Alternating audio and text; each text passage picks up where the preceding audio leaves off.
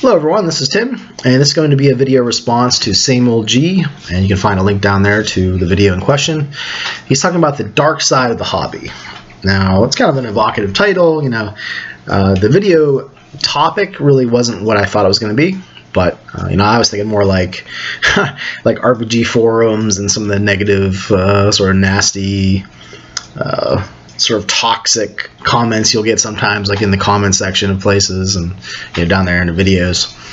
Most of the time for me it's mostly positive down there for all my subscribers, but I've seen definitely on a lot of other places where it's like, wow, yeah, I don't really want to read the comments.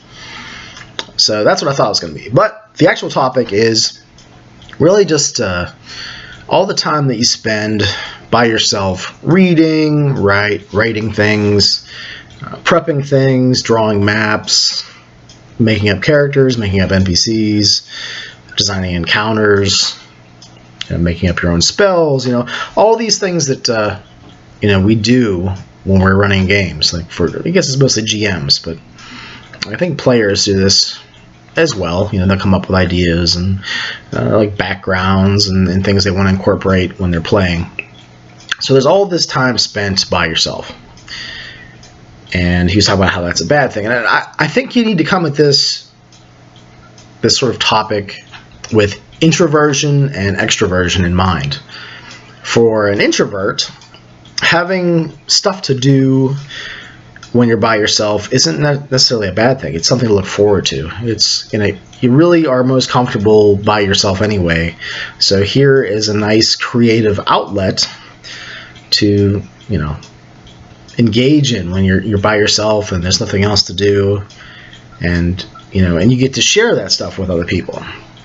So I think for the introvert, a lot of this prep time and things that you do, like read books and just like sort of engage with these books that you might never ever get to run or play, is not like a sad thing really. It's just something to fill the time. It's not a big deal. I think from the other angle, being an extrovert, you probably, and I'm guessing Sameøldji is definitely an extrovert, like just from his videos, and I know he does like dancing and things like that. If I had to guess, I'd say Sameøldji is an extrovert because he does a lot of social things. So probably for him, this is kind of a sad thing, when you're by yourself and not able to get the energy from other people. But for an introvert, like you get energy when you're by yourself. You get energy from your creative outlets, your hobbies, and things like that. So yeah, I think you need to look at that, think about that from two different angles. For me, I think I'm somewhere in between, as I am with a lot of things. But for the longest time, I thought I was an introvert. So, like, I'd spend a lot of time by myself, like drawing especially. When I got older and I got married, my wife, I guess, made me realize that I'm more of an extrovert than she is. Because I would want to go out and do things in the public and with friends and go to parties and things, and she'd have this anxiety about it, and I contrasted myself with her and realized that I'm more of an extrovert than she is. I want to go do things, and I actually went down through a list one time, yeah, I like that, I do this, I want to do this. So in the end, I realized I'm like an extrovert, but I'm also sensitive and empathetic. So when I'm around people, I get overwhelmed, with all their emotions and their problems, because people like to tell me things all the time. It doesn't matter where I am. I don't know if I have that face, or just that personality or whatever, but people just tell me things, all the time, and I just take that all in, and yeah. So that's something you should know about me. A little bit of a tangent there. So I have all these books on my shelves, right? So I'll give an example. High Adventure Role Playing from Iron Crown Enterprises. This is a game that I liked. It has it's a little bit more math intensive because it's D100 plus modifiers. It's kind of a lesser cousin of Rolemaster as far as complexity goes. And for the longest time, I tried getting people to play it. I ran lots of one-shots at gaming stores and my gaming club. I ran some things for the Echoes of Heaven setting at my local convention that's once a year. And it was always a bit of a struggle. It's not a real big game. People don't really know a lot about it. So right now, it's just one of those games that's sitting on my shelf.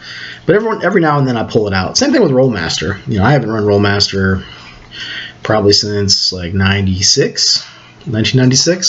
So it's been a long time, but I can't get rid of them, and I do go through them now and then. There's a lot of nostalgia factor there. So maybe that's something you need to think about too, Sameøldji, is the nostalgia part of it. Where, let's say you're not playing basic and expert D&D anymore, but every once in a while you just pull the books down because you remember, having sleepovers with your friends all weekend, playing games for like 2.5 days in a row, things like that. I know when I look at like Hero Quest, I think of the time I spent with my brother and my sister and some of the neighborhood kids when we were just starting. Same thing with Black Box D&D. I picture Black Box. It came out in like 1991. I remember being in this old kitchen we had this giant furnace and this little table right beside it. So it was kind of hard to hear sometimes in the winter when that thing would kick on. It was like we were probably getting all kinds of exhaust fumes and stuff. But yeah, we played Black Box there. My mother sometimes would watch and sort of encourage us.